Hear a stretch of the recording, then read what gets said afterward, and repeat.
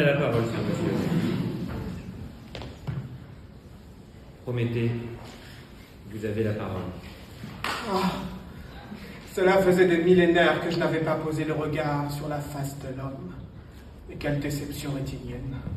Je vous ai pourtant façonné à l'image des immortels, avec de l'argile et du feu sacré. Mais il faut croire qu'avec le temps, le moule a subi de terribles avaries. Je reconnais pourtant l'espèce.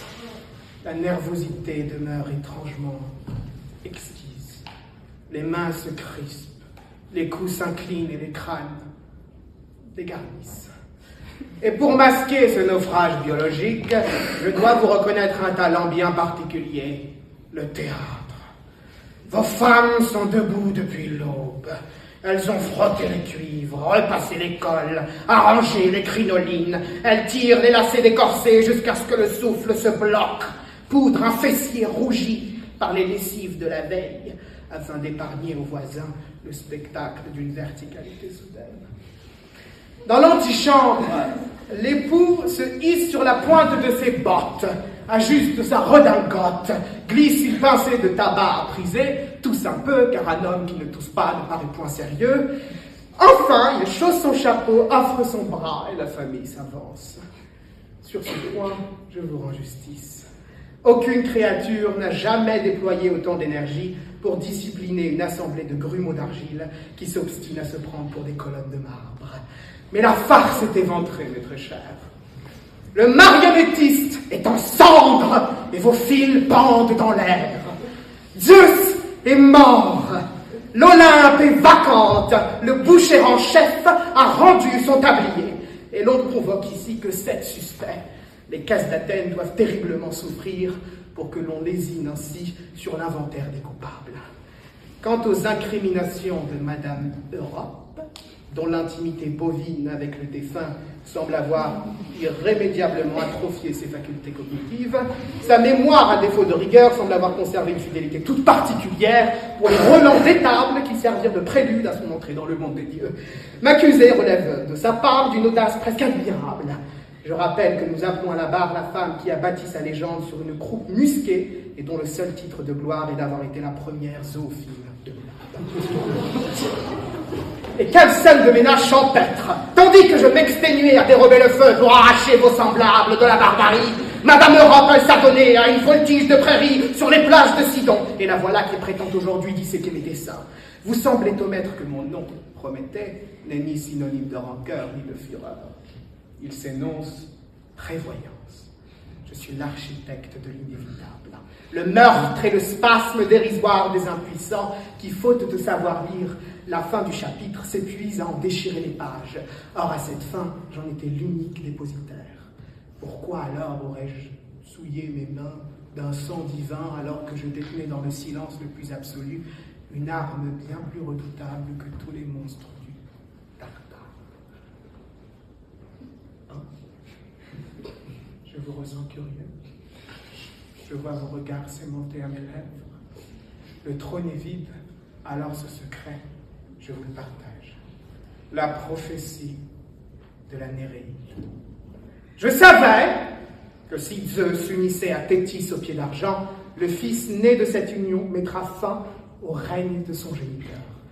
Je détenais la généalogie de la chute du dieu des dieux. Comprenez-vous dorénavant l'exquise jouissance de ma posture? Zeus ne m'a pas cloué à ce rocher pour le larcin d'une étincelle. Le vol du feu n'était qu'un prétexte de chancellerie. S'il m'a condamné à l'immobilité, c'est parce qu'un nom me brûlait les lèvres et que ce nom suffisait à faire chanceler son trône.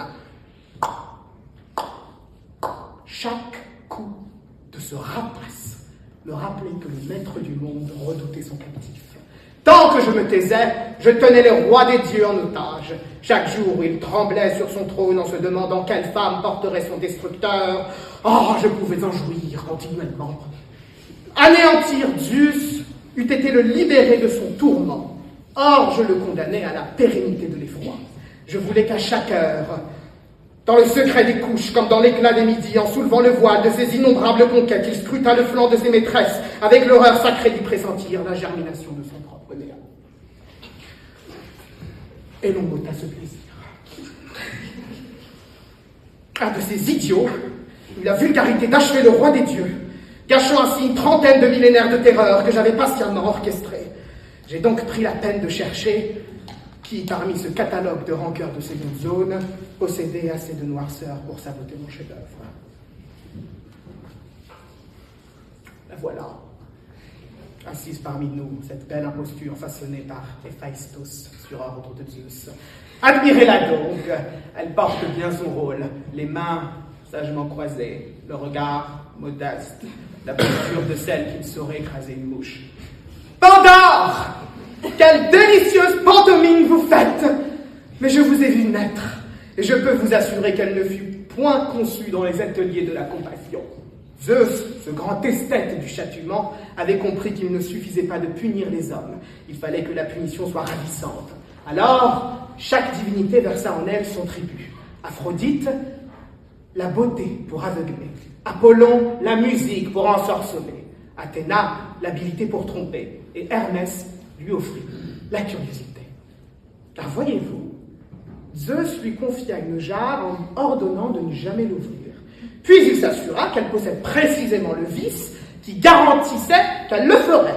Ce serait finalement offrir une clé à un prisonnier en lui défendant de s'évader tout en ayant pris soin au préalable de graver dans sa chair l'instinct de fuite. Et lorsque Pandore ouvrit cette jarre, car comment aurait-elle pu ne pas l'ouvrir, tous les maux se dispersent sur le monde de mortels. La maladie, la guerre, le vice, la tromperie, la folie, tous ces fléaux que Zeus avait soigneusement compilés.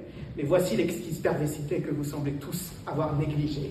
Pandore ne fut pas simplement le récipient de ces maux, elle en est la créatrice. Pensez-vous qu'après avoir libéré la tromperie sur l'humanité, elle en ignore les conjugaisons? Croyez-vous qu'après avoir dispersé le vice, elle ne saurait pas comment orchestrer une scène de séduction dans un temple d'Apollon? Elle possède l'inventaire complet de tout ce qui détruit. Et vous vous étonnez qu'elle ait détruit. Et permettez-moi de vous révéler que lorsque Pandore referma sa boîte, un seul élément y demeura captif. Elpis, l'espoir. Tous les mots s'envolèrent vers les hommes, tout sauf un. L'espoir resta entre vos mains. Pandore détient le monopole de l'espoir. Elle seule décide qui peut espérer et qui doit désespérer. Elle seule possède la clé de ce qui maintient un mortel debout ou un dieu vivant. Car qu'est-ce qu'un immortel sans l'espoir de vivre suffisamment, et qu'est-ce que Zeus sans l'espoir que son trône demeure éternellement? Et Pandore, cette créature, née pour être une vengeance envoyée comme châtiment aux hommes et à moi, comprit enfin que sa véritable libération ne viendrait jamais tant que son créateur existait. Car Zeus l'avait programmé pour détruire, certes, mais il l'avait omis un détail. Les armes finissent toujours par se demander pourquoi elles ne pourraient pas choisir leur propre cible. Qui donc dans cette assemblée possède la beauté offerte par Aphrodite, capable d'envoûter même à travers le brouillard? Qui possède la musique d'Apollon, parfaite pour attirer Zeus jusqu'au temple de Delphes, le sanctuaire même de ce dieu? Qui maîtrise l'habileté d'Athéna pour orchestrer une suite, un jeu de chat et de souris, dans les couloirs de l'Olympe jusqu'au lieu où le destin se scelle pour le dieu des deux? Et lorsque Zeus attrapa enfin la silhouette, lorsque le brouillard se dissipa, sa propre foudre se retourna contre lui. Comme il est délicieux que Zeus, qui créa Pandore comme arme contre l'humanité, périsse par cette arme devenue consciente de son tranchant. Pandore fut conçue dans la rage, baptisée dans la malédiction, nourrie de tous les vices que Zeus jugea bon d'infliger aux mortels. À chaque instant de son existence, elle porta le fardeau d'être la punition incarnée. Et dans cette jarre qu'elle ouvrit, puis referma, elle conserva le seul pouvoir capable de renverser l'ordre établi. L'espoir qu'un monde sans Zeus soit possible.